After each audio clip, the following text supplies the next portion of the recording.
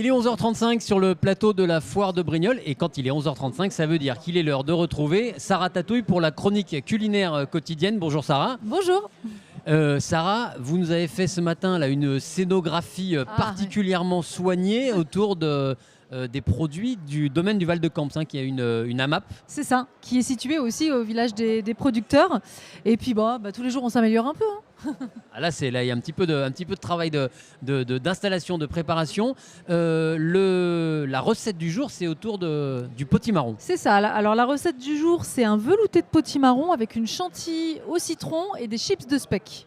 Parce que j'aime bien pimper un peu les soupes qu'on peut trouver un peu tradies et du coup leur donner un petit côté gastronomique. D'accord, que vous avez présenté en verrine. Alors je sais qu'en général vous aimez bien les recettes simples, efficaces. Oui. Dites-nous un peu comment on s'y prend pour élaborer ça. Alors là c'est simple aussi, ça paraît pas simple mais en fait c'est très simple.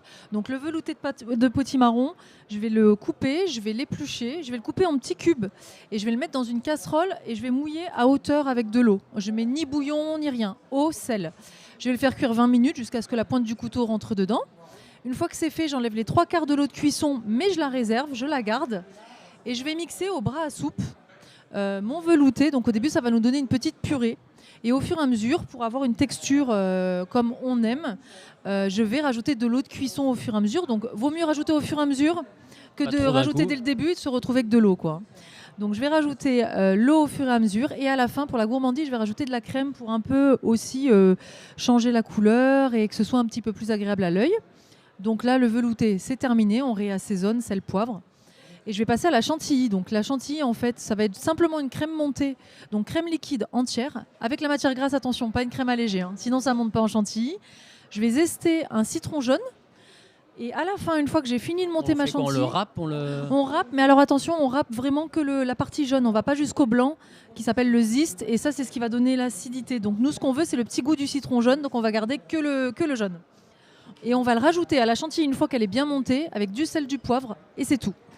Et les chips de speck, alors on peut très bien les faire aussi avec du jambon sec, le jambon qu'on aime un peu sec, un peu cru, donc du jambon cru, attention. Je les ai simplement mises sur une plaque allant au four avec du papier cuisson et j'ai enfourné à 180 degrés pendant 15 minutes jusqu'à enlever toute l'humidité du jambon. Et après, une fois refroidi, on peut le couper en petits chips et ça nous donne des petits chips croustillants. Et j'ai assemblé tout ça pour cette recette. D'accord, donc là, vous l'avez présenté en verrine, ça peut se servir tiède. Là, c'est froid aujourd'hui. Alors là, je l'ai présenté froid pour que ce soit un peu joli à l'image, mais ça se sert pour l'apéritif. Alors moi, j'aime bien des petites versions verrines, comme ça. On peut bien, pour l'organisation, par exemple, c'est souvent la question qu'on me pose, on peut faire le velouté la veille et le réchauffer à la dernière minute. Et la chantilly, par contre, on la fait pas la veille, on la fait dernière minute, c'est bien. D'accord, ça se fait minute. Sinon, en version entrée, on peut le faire. Avec une quenelle de chantilly, citron, speck, de la même façon, mais servi par personne. Très bien. Effectivement, moi, voilà, même moi, je pense que j'arrive à le faire. Le velouté avec le bras, la chantilly, jamais essayé, mais ça doit pas facile. être. On prend un batteur électrique et pas à la main parce que c'est un peu fatigant. Batteur électrique, ça monte tout seul. Très bien.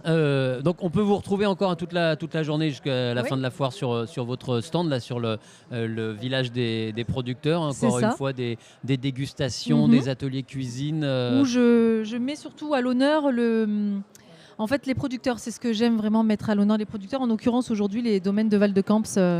Qui font, c'est maraîchers, fruits, alors légumes. Eux, ils font maraîchers et après, c'est une AMAP aussi où on peut s'inscrire. Et du coup, c'est le système des paniers, où elle va compléter avec les paysans, c'est une association de paysans pour les soutenir, et elle va compléter avec les produits, et les gens s'inscrivent à l'année et récupèrent leur panier. On a son panier, on ne sait pas forcément ce qu'il y a dedans, c'est le principe de la map. Ça marche avec la saison aussi. Voilà, et on s'adapte et on trouve des recettes qui vont avec le contenu du panier. Peut-être on va passer à la dégustation. Ah bah oui, Parce que je suis quand même curieux, vous m'avez amené tout ça.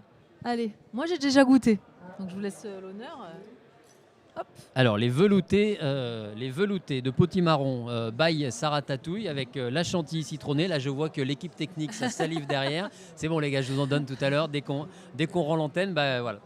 Et après on peut vraiment le changer avec de la courge butternut. Enfin vraiment tout autour de la saison.